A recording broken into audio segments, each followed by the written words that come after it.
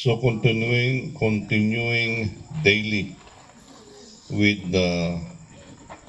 one accord in the temple and breaking bread from house to house, they ate their food with gladness and simplicity of heart.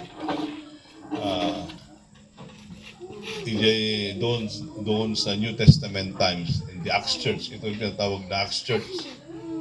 In the Acts Church, doon sa verse 42, may fellowship doon. Yung fellowship ay koinonia. Pero dito ang nangyari, they break bread from house to house. Iti barong katulag, kasto iti set up. Kasto iti set up. Hanggang di kapilya, ay di ka panawon, awan di kapilya. Iti gimong, unag iti pagtanga. Iti gimong, dahil ito nagtikastoy. Informal.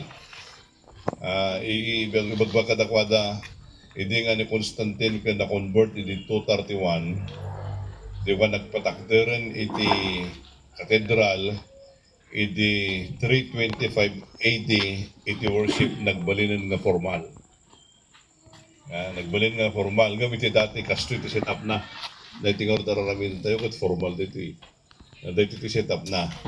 Nga agtutugaw ta, adamakan dita, malpas ti Bible study, malpas ti karara, gagakanda, agin istoryada, dahil iti fellowship. Pikal ba? Ako pa mo typical bullet. Ngayon, dajay ti ko dajay iti set up the New Testament. So, ako na dito agtultuloy da nga nagkakadwa iti templo ket nagpisi-pisi da iti tinapay iti balay. Han nga may sa tibinyo. Iti binyo, tunggal, balay. Kaya nangasawan nga rod nga iti dati Acts Church tunggal balay ti kabsat ket kapilya. Every house of the believer is a house of worship. Napinapitas ko man ako sa inyo.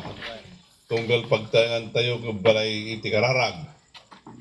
Kasi iti kapilya iti barong tulag ng nangunan iti Acts. Kaya niya pa iti kunana niya wala na ito ket nagpisi-pisi dati tinapay nga addaan iti ragsak ken rag-o kadagiti puso da.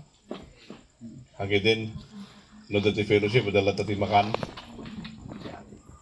Wano no sa Papaitan. naladingit iti worship na wanti makan. Naglawag iti kuno na iti Biblia eh. Nagpisi-pisi da iti tinapay kadagiti babbalay nganya